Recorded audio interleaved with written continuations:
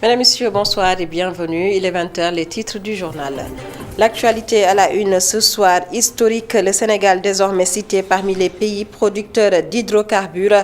La compagnie Woodside Energy a annoncé aujourd'hui le début de l'extraction de pétrole du champ de Sangomar. Et puis visite surprise, le président de la République Bassirou Diomaye Diakhar Faye était hier au village artisanal de Soumbédioune, une visite qui a suscité de l'espoir chez les artisans. Le chef de l'État a promis de soutenir le secteur de l'artisanat pour la promotion du Made in Sénégal. Vous entendrez le reportage de Mamseynabou Babou sur place. Et nous sommes mardi, place à la rubrique Réussir. Le modèle de ce soir, Lincho, un jeune homme qui excelle dans l'art de sublimer la beauté féminine, un métier qu'il aime malgré les préjugés et réticences de son entourage. Réussir, retrouver la rubrique en fin d'édition avec Aïssatou Kane. Voilà pour les titres, le développement, c'est juste après ceci.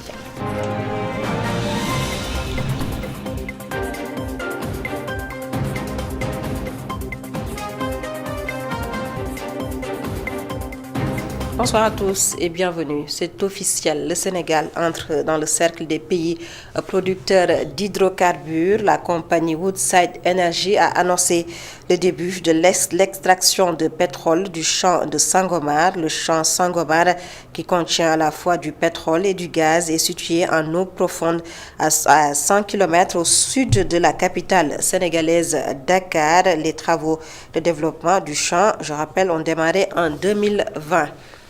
Je vous l'annonçais dans les titres, visite surprise du président de la République Bassirou Diomaye Diakhar Faye au village artisanal de Soumbédioune. Le chef de l'État a été chaleureusement accueilli par les commerçants sur place. Au village artisanal de Soumbédioune, le président de la République a profité de sa visite pour davantage encourager la consommation locale. Une visite au grand bonheur des commerçants et autres artisans. Je vous propose de suivre le reportage sur place réalisé par Mamseynabou Babou.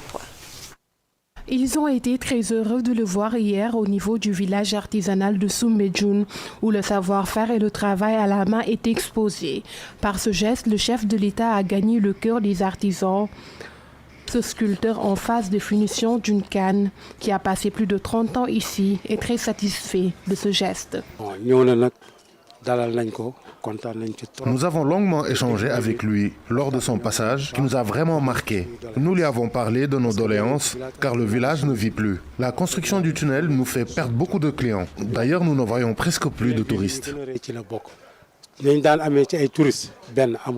Il nous raconte son après-midi d'hier, lui qui a eu l'honneur de recevoir le président dans sa boutique. Il ne doute point de son ambition de redynamiser leur secteur. Nous croyons fermement que nos activités vont être relancées. Tout ce que nous souhaitons, c'est qu'il facilite la venue des touristes et que nous puissions voyager partout. Elle a été surprise de la visite du chef de l'État. Pour cet acte, Ndeye Astou Gueye est convaincue que des solutions seront apportées face à leurs souffrances. Depuis Léopold Sédar Senghor, nous n'avons pas reçu un président. Nous n'avons pas de site pour montrer notre travail. Les touristes ne viennent plus. Il faut qu'ils développent le tourisme. Ces artisans estiment avoir été honorés. Leur souhait est la relance de leur secteur. Ils veulent également que leur talent soit vu de tous et que les autorités encouragent le tourisme. Mamseynabou Babou, à Ziguinchor, le cri de cœur des jeunes diplômés du Centre national de formation des techniciens en agriculture et génie rural. Après une formation, ces jeunes peinent à intégrer le monde professionnel dans un contexte où l'on parle de souveraineté alimentaire. Ces diplômés sans emploi demandent aux autorités de trouver solution à leurs problèmes. Correspondance, je vous propose de suivre la réaction de leur porte-parole, Sékou Dabo, au micro de Hassan Ba. Le seul centre de formation des techniciens en agriculture au Sénégal qui gradue plus de 40 jeunes par an et depuis 2018, un taux restreint de diplômés se voit être recrutés dans la fonction publique ou dans les structures agricoles étatiques. Aussi constaterez-vous avec nous que les produits du CNF-Taser souffrent d'une absence quasi totale d'accompagnement et, pour me répéter, d'un problème d'insertion professionnelle. Une situation déplorable que nous dénonçons jusqu'à la dernière énergie. Monsieur le Président de la République, Monsieur le Premier ministre et de son gouvernement, si nous avons pris la peine de nous faire entendre aujourd'hui, c'est parce que nous voyons que vous avez inscrit l'agriculture comme l'un de vos 5 axes prioritaires. Et puis, prise en charge des enfants vivant avec le VIH-Sida, l'association 4Hope a inauguré ce matin un centre pour accompagner ces enfants. 4Hope, fondé par l'international sénégalais Idrissa Gana Gueye, veut, à travers ses actions, vise à redonner le sourire aux enfants malades. Je vous propose de suivre le compte-rendu signé Salimata Mbengue. Les enfants et adolescents vivant avec le VIH peuvent désormais pousser un ouf de soulagement. Un centre pour leur prise en charge continue vient d'être mis en place par l'association 4Hope de l'international sénégalais Idrissa Gana Gueye, un geste salué par le secrétaire général du CRCF. L'association 4Hope, qui dans un élan patriotique, fait de désintéressement et d'humanité, a voulu apporter sa contribution à l'amélioration de la qualité de vie de ces jeunes.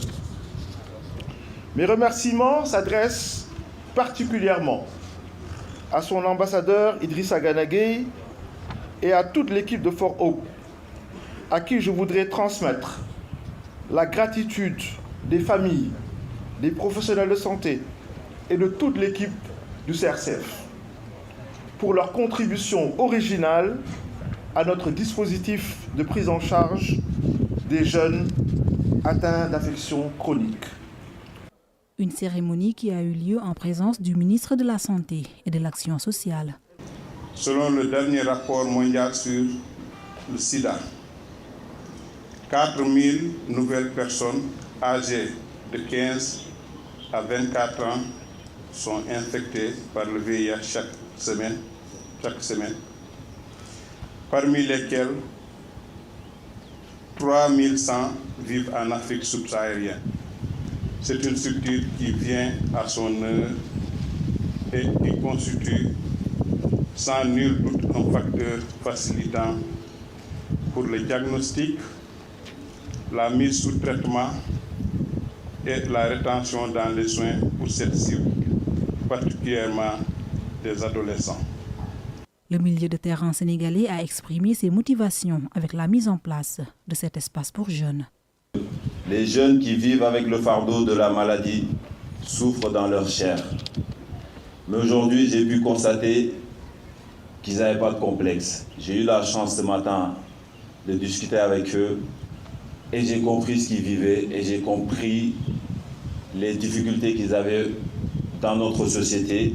C'est pourquoi nous avons souhaité mettre en place cet espace pour permettre aux jeunes de s'épanouir et se renforcer, de se développer dans un esprit d'équité, d'égalité et de solidarité.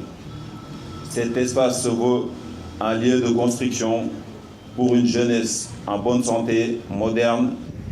Chers jeunes, cet espace est pour vous. Nous espérons que vous retrouverez ici le sourire. Ce centre, symbole d'espoir, d'avenir et de solidarité pour les enfants atteints de VIH, a pour but de donner aux enfants et adolescents l'assurance, la confiance et l'attention nécessaires pour qu'ils puissent vivre pleinement leur vie malgré la maladie. Salimata Mbengue, l'association ne compte pas limiter ses actions dans le domaine de la santé. Elle tend à multiplier ses champs d'action dans les domaines de l'éducation, du développement durable, mais également de l'environnement. Idrissa Gana Gueye, que voici. mën nañ ay projet yu bëri du VIH bi kese tey xëy na VIH bi dañu finaliser tey mais am nañ cancer bi am nañ éducation bi on est ñu ngi fépp am nañ électrification yi eau On a beaucoup d'autres projets comme l'électrification, l'eau. Il y en a beaucoup, vous allez les voir bientôt. Aujourd'hui, nous sommes venus finaliser le projet pour le VIH. Je ressens beaucoup d'émotions parce que quand je suis arrivé, on m'a bien accueilli. J'ai discuté avec les enfants, ils m'ont parlé de leurs besoins. Ce n'est pas facile, ils sont courageux. Je leur félicite et leur remercie pour leur courage. Car si ce n'était pas le cas, ils n'allaient pas venir ici. Cela va encourager les autres à venir au centre car cet espace est à eux. Ils peuvent venir faire leurs soins. Ils y trouveront tout ce dont ils ont besoin. Il faut savoir qu'il est possible de vivre et fonder une famille, même en étant atteint de VIH. Nous voulons conscientiser le Sénégal par rapport à cela, pour que ceux qui se cachent puissent sortir et venir se soigner. Dund normal quoi. Ñom loolu lañ bëgg xam ñu jël conscience boobu noonu Sénégal dafa am solo quoi que ñenn ñi am feebar di laaxatu ñu génn ñëw faju wala ñuy jël médicament xam ne mën nañ dund ak moom tranquille. Prise en charge psychologique, formation des éléments du centre unique de Kaolack. L'objectif de cette formation, une meilleure prise en charge des victimes de violences basées sur le genre. Ces acteurs formés seront opérationnels dès l'ouverture du centre.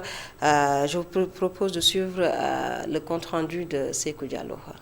Les violences faites aux femmes et aux filles ont atteint ces dernières années des proportions plus qu'inquiétantes dans la zone centre. La violence, elle est récurrente. Elle fait partie de nos quotidiens. Il ne se passe pas une semaine où la presse ne relate pas un cas de violence. Donc elle fait partie, c'est un phénomène social. Et nous voyons que toutes les régions du Sénégal sont concernées. Donc la zone centre où Enabel intervient est une zone aussi où les cas de violence sont répertoriés aussi bien au niveau des familles, au niveau professionnel. Ce constat justifie la nécessité d'une approche multi-acteurs et multisecteurs pour garantir avec l'ensemble des services concernés une prise en charge et aussi une approche préventive des violences basées sur le genre. D'où la construction du centre d'accueil unique ou One Stop Center à Kaolack. Le premier centre d'accueil donc, qui est inauguré ici à Kaolack, donc sera fonctionnel dans les prochaines heures et tous ces acteurs qui interviennent dans la chaîne de prise en charge doivent être suffisamment outillés.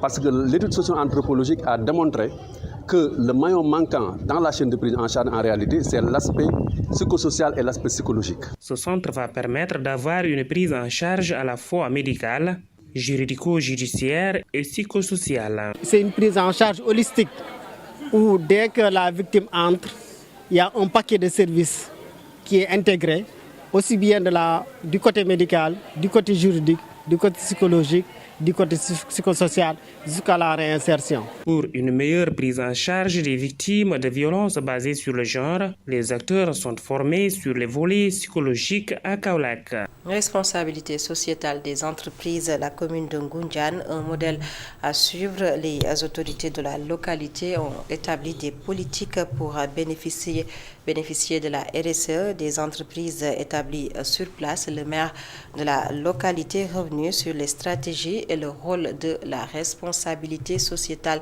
des entreprises. On fait le point avec Isidore Alexandre Sen.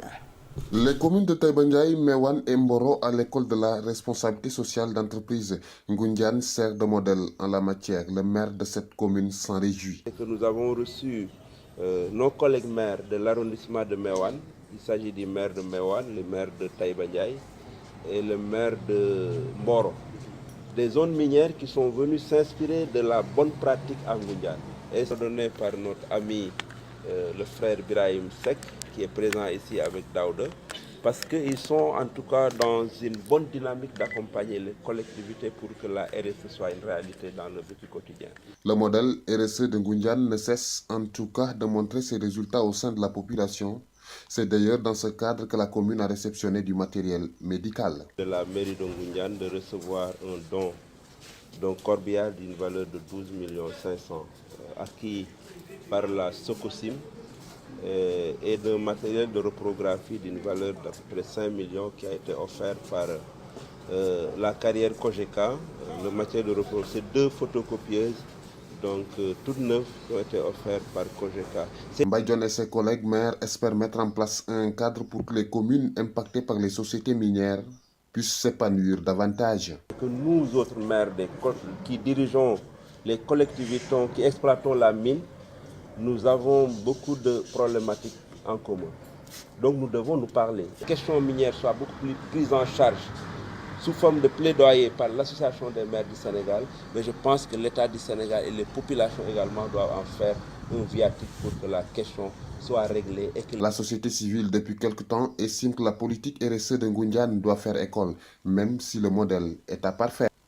Isidore Alexandre Sen, à quelques jours de la fête de la Tabaski, allons faire le marché, voir les prix de l'oignon et de la pomme de terre, des prix jugés excessifs par les clients et qui ne risquent pas de connaître une baisse d'ici la fête selon des commerçants. C'est un reportage réalisé au marché Castor et c'est signé Mamadou Dia. Le sac d'oignons entre 6 000 et 7 000 francs CFA, celui de pommes de terre 12 000 francs. Binta Bari, mère de famille, juge les prix excessifs.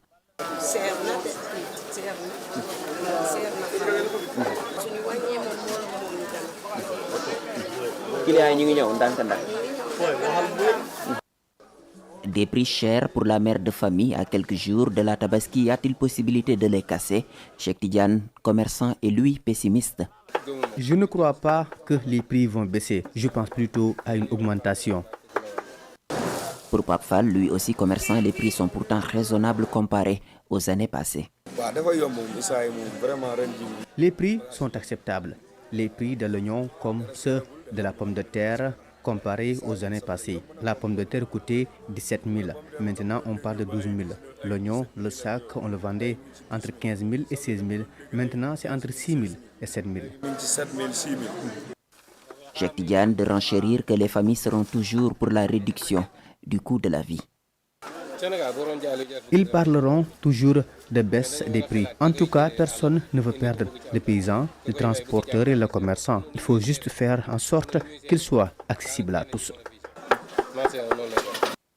À l'approche de la Tabaski, les prix des denrées de grande consommation s'affolent sur le marché. Les vendeurs, soucieux de faire du profit en cette période chuteuse, écartent toute idée de baisse.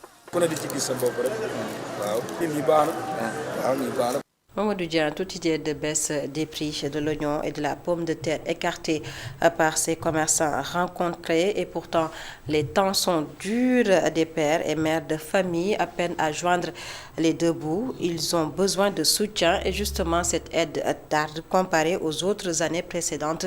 Je vous propose de suivre ce reportage réalisé par Mariama Diallo.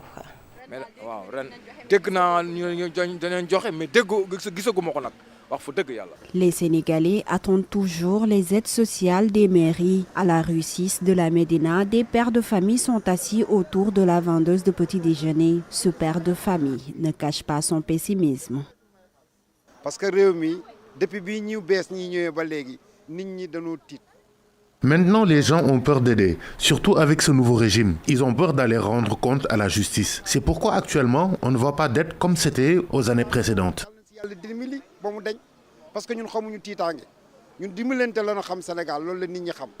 Samba Youm, lui, n'a pas voulu de ces aides car, selon lui, il y en a qui sont plus dans le besoin, mais il note des couacs dans le processus.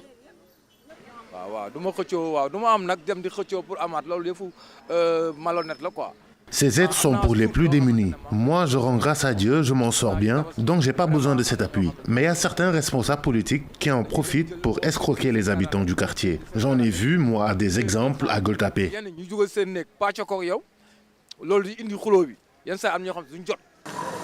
D'autres notent aussi le manque de transparence et d'impartialité sur le processus. Cependant, Awali ne le croit pas du tout. Elle percevait chaque année cet appui financier.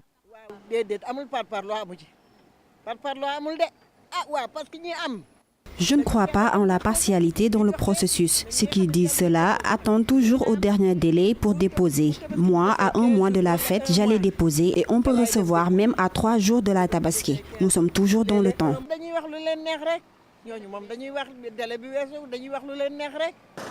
Si certains restent encore optimistes car ayant l'habitude de recevoir ces aides, d'autres commencent à se décourager concernant l'obtention de ces bourses. Mariama Diallo, l'Institut islamique Omar Ibn Khattab de Mbour a célébré la sortie de la 35e promotion de l'établissement. Il s'agit de 15 étudiants ayant mémorisé le Coran dans 3 méthodes de lecture différentes. On fait le point avec Muntaga Kana. Tout au long de la cérémonie, le Saint-Coran a été célébré à la mesure de son sublime contenu et les étudiants l'ont chanté avec passion.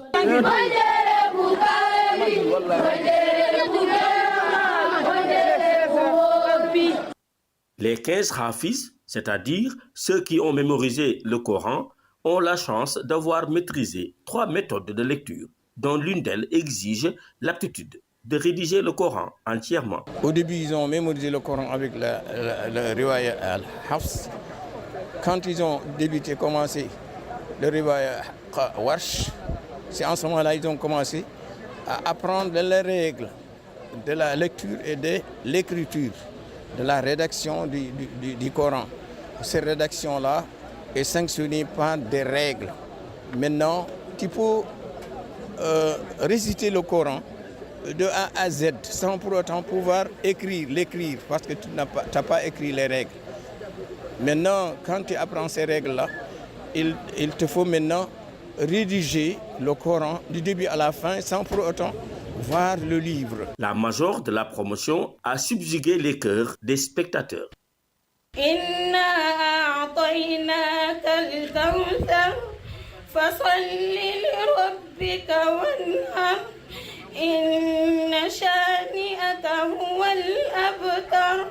Souadou Bari, qui a reçu plus de 200 000 francs et d'autres cadeaux, compte se lancer dans l'enseignement du Coran. Je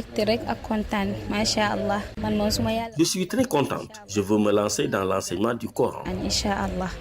Elle demande à ses congénères de se détourner des programmes néfastes des réseaux sociaux. Je réprouve le fait que des filles perdent leur temps dans les réseaux sociaux tels que TikTok, qui ne font que compromettre leur avenir. Je leur conseille de se consacrer davantage à leurs études. Puis nécrologie, la presse en deuil avec le décès de Mansour Dian, le directeur de Icon Magazine, est décédé aujourd'hui des suites d'une longue maladie. La suite du journal.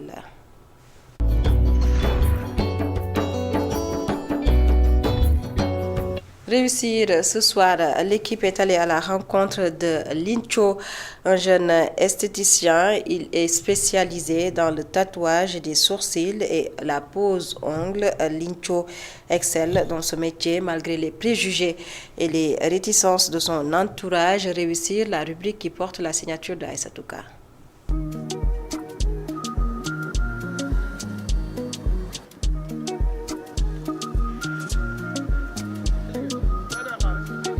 Concentrés sur leur travail, ces hommes se donnent pour objectif quotidien de sublimer la femme.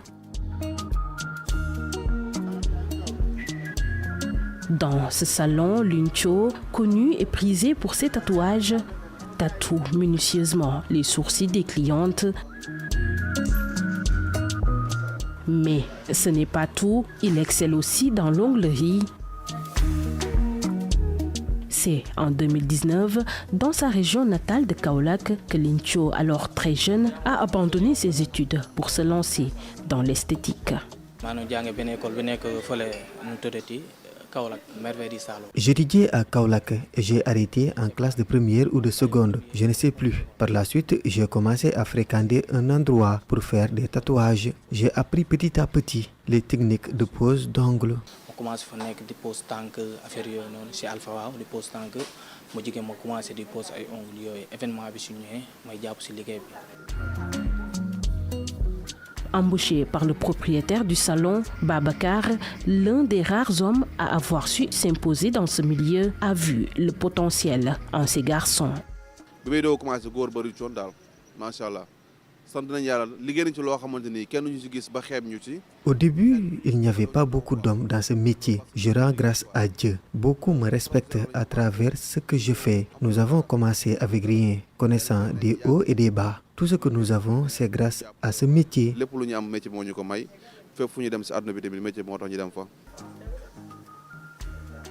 Cependant, ce métier a valu à Lincho des remontrances de ses parents qui pensaient que ce n'était pas un métier stable ni respectable. Au début, day métti parce que soo ci commencé liggéey parents yi duñ nangu et tout parce que danaa liggéey bi dafa jigéene et tout dañ ci dégg ay wax waaw. Ce fut difficile au début parce que les parents étaient réfractaires à ce travail. Ils disaient que c'était efféminé et d'autres pensaient que c'était pour être proche des femmes. Mais j'ai cru en moi et il n'y a pas de sous-métier. Par la suite, ma maman a compris que c'était une passion. Mais boobu li xas na ba nekk sama xol nekk sama xel quoi te xale moom lépp lu mu bëgg rek waaw xas na ba bëgg ko quoi. Pourtant, son patron Babacar, à ses débuts, faisait du porte-à-porte. Rien ne prédisait qu'un jour, il aurait son propre salon et embaucherait des jeunes.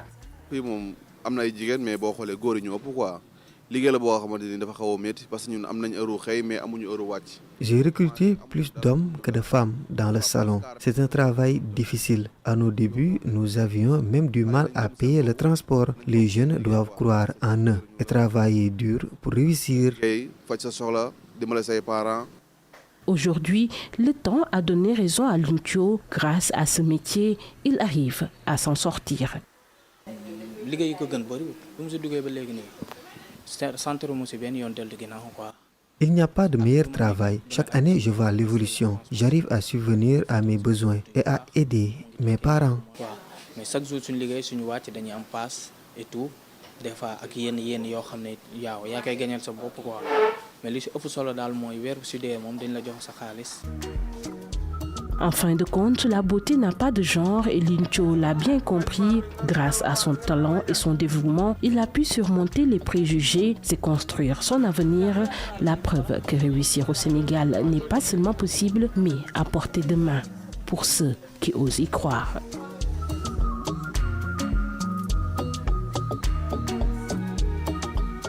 Réussir au Sénégal, le modèle de ce soir, Lincho, un jeune qui excelle dans le domaine de l'esthétique et c'est signé Aïssatou Ka. C'est la fin de ce journal. Mesdames, Messieurs, merci de nous avoir suivis. Passez d'excellents moments en compagnie de nos programmes sur ITVG.